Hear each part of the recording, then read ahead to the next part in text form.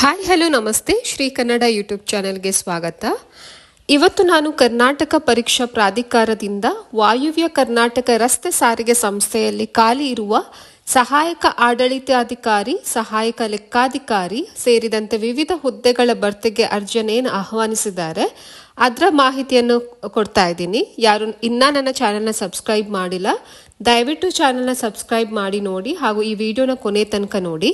ಮೊದಲನೇದಾಗಿ ಹುದ್ದೆಗಳ ಭರ್ತಿಗೆ ಸಂಬಂಧಿಸಿದಂತೆ ಹುದ್ದೆಗಳ ಸಂಖ್ಯೆ ಎಷ್ಟು, ಕರ್ತವ್ಯ ಸ್ಥಳ ಎಲ್ಲಿ, ಶೈಕ್ಷಣಿಕ ಅರ್ಹತೆ ಆಗಿರ್ಬೋದು, ವೇತನ, ಅರ್ಜಿ ಶುಲ್ಕ, ಇದೆಲ್ಲ ಮಾಹಿತಿಯನ್ನು ನಾನು ಕಂಪ್ಲೀಟ್ ಆಗಿ ತಿಳಿಸಿಕೊಡ್ತೀನಿ. ಮೊದಲನೇದಾಗಿ ಹುದ್ದೆಗಳ ಬಗ್ಗೆ ನೋಡೋಣ. ಹುದ್ದೆಗಳು ಬಂದ್ಬಿಟ್ಟು ಸಹಾಯ ಆಡಳಿತಾಧಿಕಾರಿ, ಸಹಾಯಕ ಲೆಕ್ಕಾಧಿಕಾರಿ, ಸಹಾಯಕ ಕಾನೂನು ಅಧಿಕಾರಿ, ಸಹಾಯಕ ಕಾರ್ಮಿಕ ಮತ್ತು ಕಲ್ಯಾಣಾಧಿಕಾರಿ, ಸಹಾಯಕ ತಾಂತ್ರಿಕ ಶಿಲ್ಪಿ, ಸಹಾಯಕ ಸಂಚಾರ ವ್ಯವಸ್ಥಾಪಕ, ಇಷ್ಟು ಹುದ್ದೆಗಳಿಗೆ ಖಾಲಿ ಇರುವಂಥದ್ದು. ಇನ್ನು ಕರ್ತವ್ಯದ ಸ್ಥಳ ಬಂದ್ಬಿಟ್ಟು ನಿಮಗೆ ಕರ್ನಾಟಕದಲ್ಲೇ ಇರುತ್ತೆ.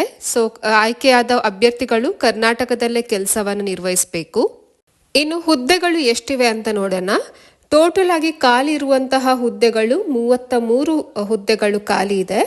ಅದರಲ್ಲಿ ಸಹಾಯಕ ಆಡಳಿತಾಧಿಕಾರಿ 2 ಹುದ್ದೆಗಳು ಖಾಲಿ ಇದೆ, ಸಹಾಯಕ ಲೆಕ್ಕಾಧಿಕಾರಿ 2 ಹುದ್ದೆಗಳು ಖಾಲಿ ಇದೆ, ಸಹಾಯಕ ಕಾನೂನು ಅಧಿಕಾರಿ 6 ಹುದ್ದೆಗಳು ಖಾಲಿ ಇದೆ, ಸಹಾಯಕ ಕಾರ್ಮಿಕ ಮತ್ತು ಕಲ್ಯಾಣಾಧಿಕಾರಿ 5 ಹುದ್ದೆಗಳು ಖಾಲಿ ಇದೆ, ಸಹಾಯಕ ತಾಂತ್ರಿಕ ಶಿಲ್ಪಿ 8 ಹುದ್ದೆಗಳು ಖಾಲಿ ಇದೆ, ಸಹಾಯಕ ಸಂಚಾರ ವ್ಯವಸ್ಥಾಪಕ 10 ಹುದ್ದೆಗಳು ಖಾಲಿ ಇದೆ. ಟೋಟಲ್ ಆಗಿ 33 ಹುದ್ದೆಗಳು ಖಾಲಿ ಇವೆ. ಇನ್ನು ಶೈಕ್ಷಣಿಕ ಅರ್ಹತೆ ಬಗ್ಗೆ ನೋಡಿಕೊಳ್ಳೋಣ.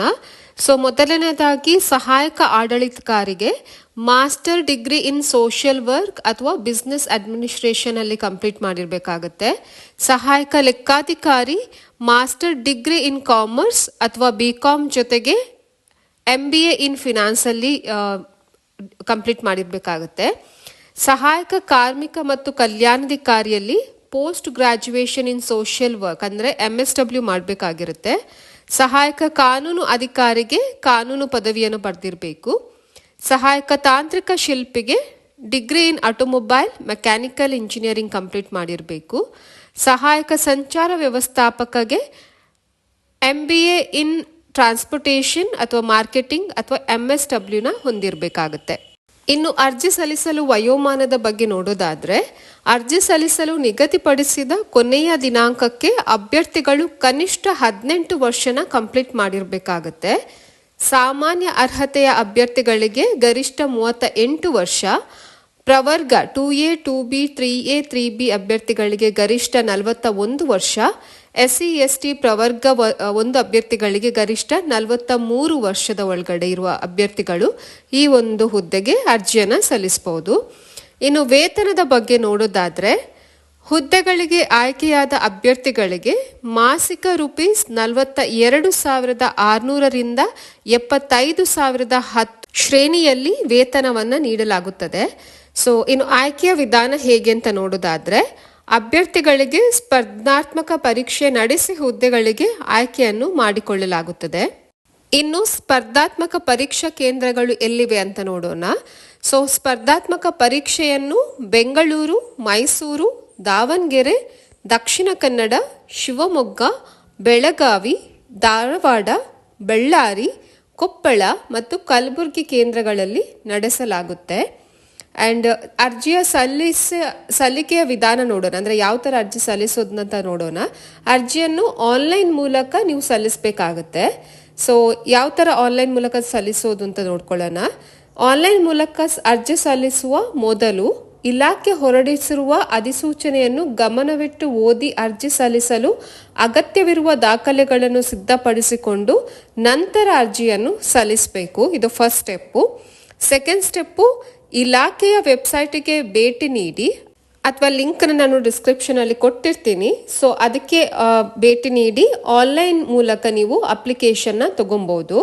ನೆಕ್ಸ್ಟ್ ಸ್ಟೆಪ್ಪು, ಅಪ್ಲಿಕೇಶನ್ ಅಲ್ಲಿ ತಿಳಿಸಿರುವಂತಹ ಎಲ್ಲ ಮಾಹಿತಿಯನ್ನು ಅಂದರೆ ಅಭ್ಯರ್ಥಿಯ ಹೆಸರು, ವಿಳಾಸ, ಎಜುಕೇಷನ್ ಡೀಟೇಲ್ಸ್, ಮೊಬೈಲ್ ನಂಬರ್ ಇದೆಲ್ಲ ಭರ್ತಿ ಮಾಡಿ ಸಬ್ಮಿಟ್ ಮಾಡೋ ಮೊದಲು ಇನ್ನೊಂದ್ಸಲ ಚೆಕ್ ಮಾಡಿಬಿಟ್ಟು ಸಬ್ಮಿಟ್ ಮಾಡಿ. ಮತ್ತು ಅಪ್ಲಿಕೇಶನಲ್ಲಿ ಯಾವುದೇ ಪ್ರಮಾಣ ಪತ್ರ ಅಥವಾ ದಾಖಲೆಗಳನ್ನು ಅಪ್ಲೋಡ್ ಮಾಡಲು ಸೂಚಿಸಿದರೆ ಅವುಗಳನ್ನು ಸ್ಕ್ಯಾನ್ ಮಾಡಿ ಅಪ್ಲೋಡ್ ಮಾಡುವಂಥದ್ದು, ಅಗತ್ಯವಿದ್ದರೆ ಮಾತ್ರ ಇದನ್ನ ಮಾಡುವಂಥದ್ದು.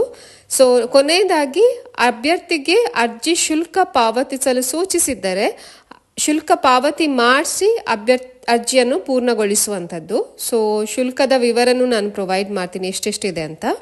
ಇನ್ನು ಶುಲ್ಕದ ವಿವರ ನೋಡೋದಾದರೆ ಸಾಮಾನ್ಯ ಅರ್ಹತೆ ಪ್ರವರ್ಗ 2A 2B 3A 3B ಅಭ್ಯರ್ಥಿಗಳಿಗೆ 750 ರೂಪೀಸ್ ಶುಲ್ಕ ಇರುತ್ತದೆ.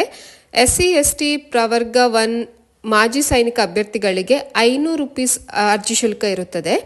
ವಿಕಲಚೇತನ ಅಭ್ಯರ್ಥಿಗಳಿಗೆ 250 ರೂಪೀಸ್ ಅರ್ಜಿ ಶುಲ್ಕ ಇರುತ್ತದೆ. ಇದನ್ನು ಆನ್ಲೈನ್ ಮೂಲಕ ನೀವು ಪಾವತಿ ಮಾಡಬಹುದು. ಇನ್ನು ಅರ್ಜಿ ಸಲ್ಲಿಸಲು ಪ್ರಾರಂಭದ ದಿನಾಂಕ ನವೆಂಬರ್ 21, 2025. ಅರ್ಜಿ ಸಲ್ಲಿಸಲು ಕೊನೆಯ ದಿನಾಂಕ ಡಿಸೆಂಬರ್ 10, 2025 ಹಾಗೂ ಅರ್ಜಿ ಶುಲ್ಕ ಪಾವತಿ ಮಾಡಲು ಕೊನೆಯ ದಿನಾಂಕ ಡಿಸೆಂಬರ್ 11, 2025.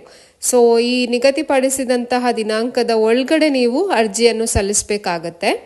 ಐ ಹೋಪ್ ಈ ಮಾಹಿತಿ ನಿಮಗೆ ಇಷ್ಟ ಆಗಿದೆ ಅಂತ ಅಂದ್ಕೊತೀನಿ. ಇಷ್ಟ ಆದಲ್ಲಿ ದಯವಿಟ್ಟು ವಿಡಿಯೋನ ಲೈಕ್ ಮಾಡಿ, ಶೇರ್ ಮಾಡಿ, ಕಮೆಂಟ್ ಮಾಡಿ. ಹಾಗೂ ಯಾರೂ ಇನ್ನು ಚಾನಲ್ನ ಸಬ್ಸ್ಕ್ರೈಬ್ ಮಾಡಿಲ್ಲ ದಯವಿಟ್ಟು ಸಬ್ಸ್ಕ್ರೈಬ್ ಮಾಡಿ. ಮುಂದಿನ ಮಾಹಿತಿಯೊಂದಿಗೆ ಹೊಸ ವಿಡಿಯೋದೊಂದಿಗೆ ಸಿಗುತ್ತೇನೆ. ಅಲ್ಲಿ ತನಕ ಧನ್ಯವಾದಗಳು.